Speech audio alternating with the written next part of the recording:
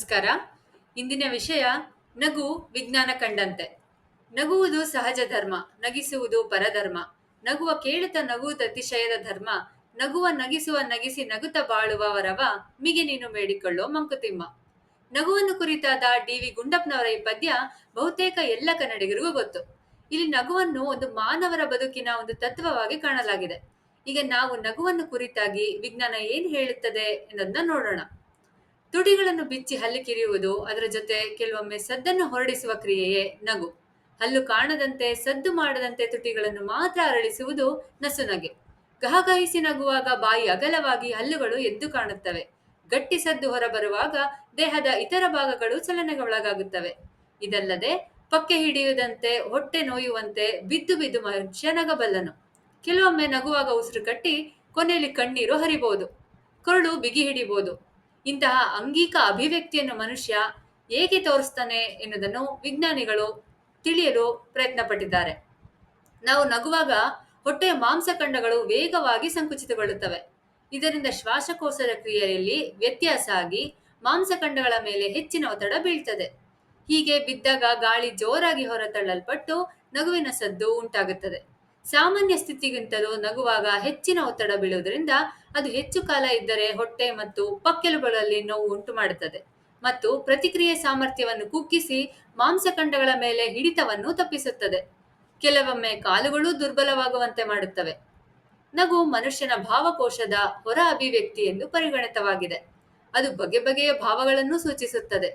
ವಿಜ್ಞಾನಿಗಳು ನಗು ಎಂದರೇನು, ಅದು ಮನುಷ್ಯರಿಗೆ ಮಾತ್ರ ಸೀಮಿತನಾ ಅಥವಾ ಅದರ ಉದ್ದೇಶ ಏನು ಎಂದು ತಿಳಿಯಲು ಯತ್ನಿಸಿದ್ದಾರೆ. ಮನುಷ್ಯ ಯಾವಾಗ ಆಯುಧಗಳನ್ನು ತಯಾರಿಸ್ಕೊಂಡ್ನೋ, ಯಾವಾಗ ಖುಷಿನ ಪ್ರಾರಂಭಿಸಿದ್ನೋ, ಯಾವಾಗ ಕಲೆಯನ್ನು ಕಲಿತ್ನೋ, ಯಾವಾಗ ಬೆಂಕಿ ಹಚ್ಚದ್ನೋ, ಅಡಿಗೆ ಮಾಡುವುದನ್ನು ಕಲಿತ್ನೋ ಮುಂತಾದ ಹಲವಾರು ಸಂಗತಿಗಳಿಗೆ ಪುರಾತತ್ವ ಶೋಧನೆಗಳಲ್ಲಿ ಪುರಾವೆಗಳು, ಸಾಕ್ಷ್ಯಗಳು ಸಿಗುತ್ತವೆ. ಹಾಗೆಯೇ ಮನುಷ್ಯ ಭಾಷೆಯನ್ನು ಎಂದು ಕಲಿತ ಎನ್ನುವುದನ್ನು ಪಳೆಯುಳಿಕೆಗಳಲ್ಲಿ ದಕ್ಕುವ ಮೆದುಳಿನ ರಚನೆಯ ಆಧಾರದ ಮೇಲೆ ಕಂಡುಹಿಡಿಬಹುದು. ಆದರೆ ಇಂಥ ಯಾವ ಪುರಾತತ್ವ ಪುರಾವೆಗಳು ನಗುವಿನ ಬಗ್ಗೆ ಇಲ್ಲ. ಕಳೆದ 50 ವರ್ಷಗಳಿಂದ ಸಂಶೋಧನೆ ನಡೆಸುತ್ತಿರುವ ವಿಜ್ಞಾನಿಗಳು ನಗು ಅನ್ನೋದು ಕೇವಲ ಮನುಷ್ಯ ಮಾತ್ರಕ್ಕೆ ಸೀಮಿತವಾಗಿಲ್ಲ, ಸಸ್ತನಿಯ ವರ್ಗಕ್ಕೆ ಸೇರಿದ 35ಕ್ಕೂ ಹೆಚ್ಚು ಸಂಕುಲಗಳು ಒಂದಲ್ಲ ಒಂದು ಬಗೆಯಲ್ಲಿ ನಗುವ ಲಕ್ಷಣನ ಹೊಂದಿದವೆ. ಇಲಿಗಳು ಕಚಗುಳಿ ಇಟ್ಟಾಗ ನಗುವಂತಹ ಸದ್ದವನ್ನು ಹೊರಡಿಸ್ತವೆ. ಕೆಲವು ಪಕ್ಷಿಗಳು ಕೂಡ ಸಾಮೂಹಿಕವಾಗಿ ಆಟಗಳಲ್ಲಿ ತೊಡಗಿದಾಗ ನಗುವಿನಂತಹ ಸದ್ದನ್ನು ಹೊರಡಿಸ್ತವೆ. ಮನುಷ್ಯರ ಸಮೀಪ ಸಂಬಂಧಿಗಳಾದ ವಾನರರು ಆಟವಾಡುವಾಗ ಕಚಗುಳಿ ಇಟ್ಟಾಗ ಮನುಷ್ಯರು ಹೊರಡಿಸುವಂತ ಸದ್ದನ್ನೇ ಹೊರಡಿಸ್ತವೆ.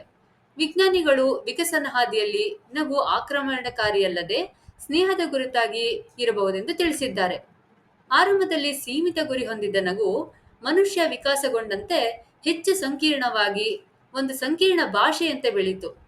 ಆದ್ರಿಂದ ಮನುಷ್ಯರು ಕಚಗುಳಿ ಇಟ್ಟಾಗ ಆಟವಾಡುವ ಸಮಯದಲ್ಲಿ ಮಾತ್ರವಲ್ಲದೆ ಸೂಕ್ಷ್ಮ ಭಾವುಕ ಸಂಗತಿಗಳನ್ನು, ಅಮೂರ್ತ ಚಿಂತನೆಗಳನ್ನು ಅರಿಯಲು ನಗುವಂತೆ ವಿಕಾಸಗೊಂಡಿದ್ದಾರೆ. ಬೇರೆಲ್ಲ ಪ್ರಾಣಿಗಳಿಗಿಂತಲೂ ಮನುಷ್ಯನ ನಗು ಹೆಚ್ಚು ಸದ್ದನ್ನು ಉಂಟು ಮಾಡುತ್ತೆ, ಅಲ್ಲದೆ ಹೆಚ್ಚು ವೈವಿಧ್ಯಮಯವಾಗಿಯೂ ಇದೆ. ಆದ್ದರಿಂದ ಮನುಷ್ಯನ ನಗು ಕೇವಲ ಇಬ್ಬರು ವ್ಯಕ್ತಿಗಳ ನಡುವೆ ಮಾತ್ರ ಅಲ್ಲದೆ ಸುತ್ತಲಿನ ಇತರರಿಗೂ ಸಂಕೇತಗಳನ್ನು, ಮಾಹಿತಿಗಳನ್ನು ನೀಡುತ್ತದೆ. ಸಂಶೋಧನೆಗಳಿಂದ ಇದು 5 ತಿಂಗಳ ಹಸುಗೂಸುಗಳು ಕೂಡ ಸಮೀಪದವರನ್ನು ಕಂಡಾಗ ತಮ್ಮದೇ ರೀತಿಯಲ್ಲಿ ನಗುವನ್ನು ತೋರ್ಪಡಿಸುವುದನ್ನ ಗುರುತಿಸಿದ್ದಾರೆ. ಮಕ್ಕಳು ಮಾತು ಕಲಿಯಕ್ ಮುಂಚೆನೆ ನಗುತ್ತಾರೆ. ಮೆದುಳಿನಲ್ಲಿರುವ ಕೆಲವು ಕೇಂದ್ರಗಳು ಮನುಷ್ಯ ಸಹಜವಾಗಿ ನಗುವಂತೆ ಪ್ರೇರೇಪಿಸುತ್ತವೆ.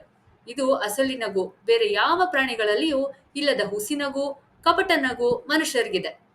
ಸಹಜ ಮತ್ತು ಹುಸಿ ಕಪಟ ನಗೆಯ ಕೇಂದ್ರಗಳು ಮೆದುಳಿನಲ್ಲಿ ಬೇರೆ ಬೇರೆ ಭಾಗಗಳಿರುತ್ತವೆ. ನಗುವಾಗ ಮನುಷ್ಯನಿಗೆ ಉಲ್ಲಾಸ ಉಂಟು ಮಾಡುವ ಎಂಡಾರ್ಫಿನ್ ಮತ್ತು ಕಾರ್ಟಿಸೋಲ್ ಮೆದುಳಿನಲ್ಲಿ ಬಿಡುಗಡೆಯಾಗಿ ಒತ್ತಡ ಕಡಿಮೆ ಮಾಡುತ್ತವೆ. ಹೆಚ್ಚು ಸಹಜನಾಗಿ ನಗುವ ವ್ಯಕ್ತಿಗಳು ಹೆಚ್ಚು ಯಶಸ್ವಿಯಾಗಿ ಒತ್ತಡಗಳನ್ನು ತಾಳ್ಕೊಳ್ತಾರೆ ಮತ್ತು ಕಡಿಮೆ ಹೃದಯ ಸಂಬಂಧಿ ಕಾಯಿಲೆಗಳಿಗೆ ತುತ್ತಾಗುತ್ತಾರೆ ಎಂದು ತಿಳಿದು ಬಂದಿದೆ. ನಗು ಮಾನವನ ಸಾಮಾನ್ಯ ನಡವಳಿಕೆಯ ಲಕ್ಷಣವಾಗಿದೆ. ನಗು ಆರೋಗ್ಯವನ್ನು ವೃದ್ಧಿಸುತ್ತದೆ. ಆದ್ದರಿಂದ ನಕ್ಕು ನಲಿಯುವುದು ಎನ್ನುವ ಪದ ಜೋಡಿಗಳಿವೆ. ನಕ್ಕು ಹಗುರಾಗಿ ನಲಿಯಿರಿ ಎನ್ನುವುದೇ ಈ ದಿನಗಳಲ್ಲಿ ಆರೋಗ್ಯದ ಗುಟ್ಟಾಗಿದೆ. ನಗು ಮಾನವನ ಹುಟ್ಟುಗುಣವಾಗಿದೆ. ಮುಂದಿನ ವಿಡಿಯೋಗಳಲ್ಲಿ ಪ್ರಾಣಿಗಳ ಇಂಥ ವಿಶಿಷ್ಟ ನಡವಳಿಕೆಗಳ ಹಿಂದಿರುವ ವೈಜ್ಞಾನಿಕ ಕಾರಣಗಳನ್ನು ತಿಳಿಯೋಣ. ವಂದನೆಗಳೊಂದಿಗೆ.